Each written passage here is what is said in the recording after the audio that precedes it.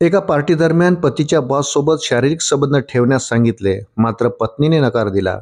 पहिल्या पत्नीला देण्यासाठी दुसऱ्या पत्नीला माहेरावरून 15 लाख रुपये आणण्यास सांगितले, मात्र तिने माहेरून 15 लाख रुपये आणण्यासाठीही इन्कार केला.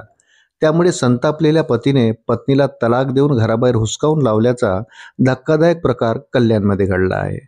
या प्रकरणी पीडित पत्नीने दिलेल्या तक्रारीनुसार पती सोहेल शेख याच्या विरोधात बाजारपेठ पोलिसात गुन्हा दाखल करण्यात आला आहे. वृत्त सविस्तर जाणून घेण्याकरता चॅनलला सबस्क्राईब जरूर करा. संशयित आरोपी सोहेल शेख हा सॉफ्टवेअर इंजिनियर असून कल्याणमधील एका हाय प्रोफाईल सोसायटीमध्ये राहतो. तक्रारदार महिलेचे जानेवारी 2024 मध्ये त्याच्याशी लग्न झाले होते. सुरुवातीचे काही महिने व्यवस्थित गेल्यानंतर सोहेल तिला सतत माहेरून पैसे आणण्यासाठी त्रास देऊ लागला. पहिल्या पत्नीला घटस्फोटासाठी 15 लाख रुपये द्यायचे आहेत, जे तुझ्या माहेरकडून आण, असा तगादा लावला.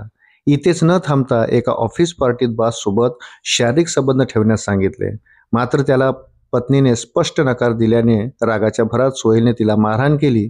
त्यानंतर तलाक देऊन घराबाहेर काढले.